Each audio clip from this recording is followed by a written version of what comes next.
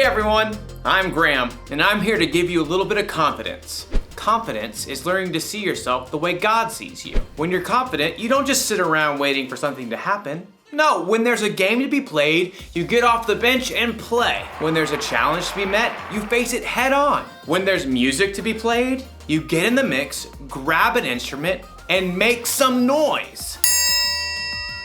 See what I mean? Confidence. Believe it or not, some people think the triangle isn't that important of an instrument. The band could get along just fine without it. But we know better, don't we? I mean, how else would you know when someone on TV had a good idea? Or how would you know when someone had the right answer on a game show? The answer is the Yangtze River.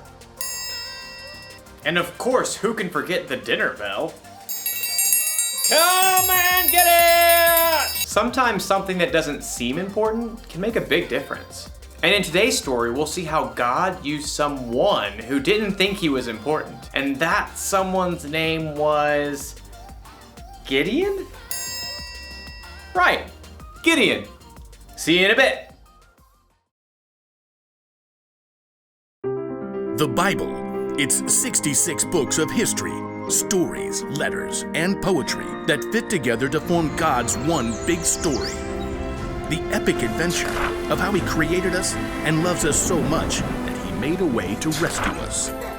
As we travel through the Bible, from Genesis to Revelation, we discover people who met God and found their lives changed forever.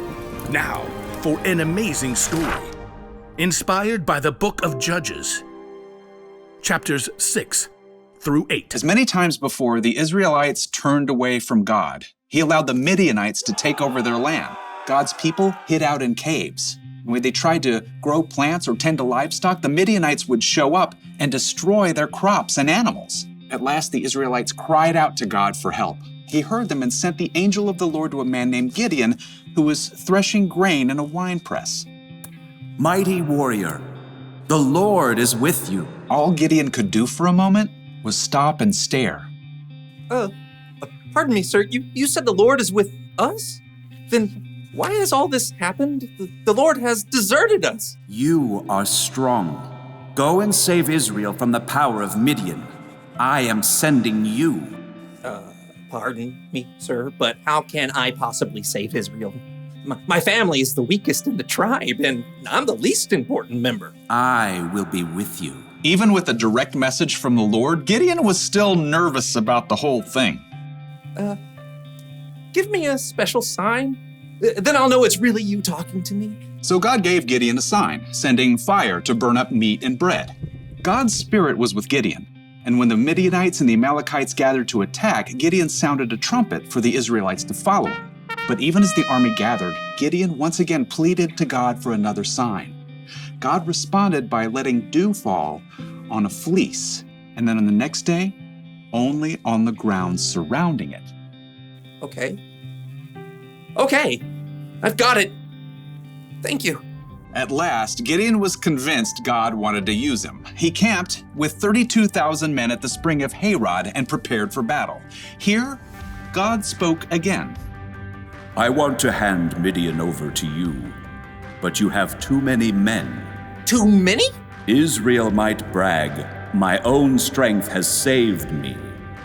Announce to the army, those who tremble with fear can turn back. Gideon did just as the Lord instructed. There, Lord. 22,000 men have gone home. Only 10,000 left to fight. There are still too many men. Have you seen the Midianite army? Take the men down to the water. There I will reduce the number of them for you. Even though it must have worried Gideon to lose more of his army, he did just as the Lord said. Field trip to the lake, everyone! At the water's edge, the Lord said, Some men will drink the way dogs do. They will lap up the water with their tongues. Separate them from those who get down on their knees to drink. Gideon watched carefully. Most men got on their knees and drank directly from the water, but 300 men cupped the water in their hands and lifted them to their mouths to lap. So, God, I send those 300 men home and keep the other 9,700, right? With the help of the 300 men who lapped up the water, I will save you. Let all the other men go home. Oh. Okay. Yes. Gideon sent home every single person in the army except those 300 men. Get some sleep. Tomorrow we will figure out what's next. That night, the Lord spoke to Gideon once more. Get up. What? Oh, I'm awake. Gideon stumbled out of his tent. Below, the campfires and torches of the enemy armies covered the entire valley. So many. Like a swarm of locusts. Go down to the camp. Listen to what they are saying. After that, you will not be afraid to attack. Wondering if he might be dreaming, Gideon snuck down the mountain to hover in the shadows at the edge of the camp. He could hear voices from a nearby tent. I had a dream. A round loaf of barley bread came rolling into the camp. It hit the tent with great force and knocked it flat. Wow, but that can only be the sword of Gideon from Israel. God has given him the whole camp. Gideon listened in shock. Wow, God. Thank you. At once, Gideon scrambled back up the hill to the Israelite camp. Get up! Get up! The Lord has handed the Midianites over to you. Quickly, Gideon separated the 300 men into 3 groups and handed each one a trumpet and a clay jar with a torch inside. Watch me. Do what I do. I'll go to the edge of the enemy camp. Then we'll blow our trumpets from all around the camp and shout, "For the Lord and for Gideon!" Gideon and his men headed quietly down the slope, fanning out in groups to surround the vast enemy camp. Okay, get ready. As soon as Gideon sounded his trumpet, he smashed his jar so the torch shone brightly. The other 300 men did the same. For the Lord! A sword for the Lord! Gideon! The Israelites held their ground, but their enemies panicked, confused by the trumpets and bright lights that pierced the dark night. They're coming from everywhere. The enemy armies were so confused, they began to fight each other, and then they fled in fear. After the men! Gideon and the Israelites chased their enemies all the way to the Jordan River and beyond until all the enemy armies were destroyed. The Israelites begged Gideon to rule over them. I will not rule over you. The Lord will rule over you. Yep, Gideon was an underdog, filled with doubt, but he still chose to follow God, and God used him to save the Israelites.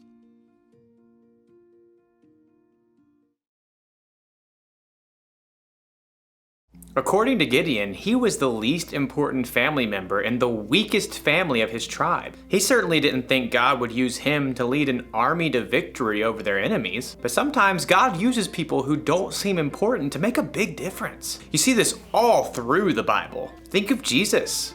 He didn't pick the strongest, smartest, and most holy people to be his 12 closest friends. He picked regular guys, fishermen and tax collectors to be his disciples, and they went on to make a huge difference in the world. Hey, maybe that means God can use someone like me too, or someone like you. We don't have to know everything. We don't have to be important. God can do big things through us. Maybe he can use you to help a friend who's having a bad day.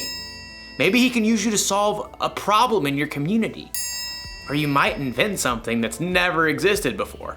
You might not think you're that important, and you might not think you're ready to make any kind of big difference. But the truth is, God thinks you're important, and he's totally ready to use you for something amazing. That's the one thing to remember today.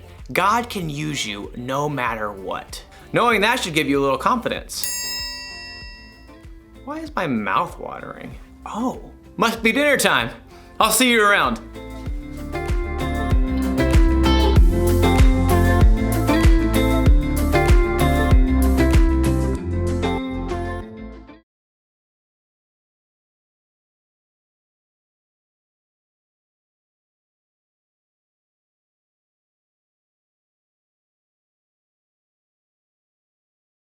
According to Gideon, he was the least important family member in the weakest family of his tribe. He certainly didn't think God would use him to lead an army to victory over their enemies, but sometimes God uses people who don't seem important to make a big difference. You see this all through the Bible. Think of Jesus.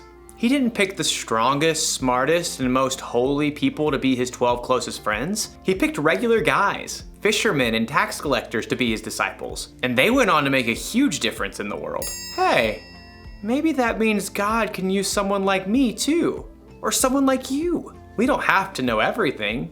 We don't have to be important. God can do big things through us. Maybe he can use you to help a friend who's having a bad day. Maybe he can use you to solve a problem in your community.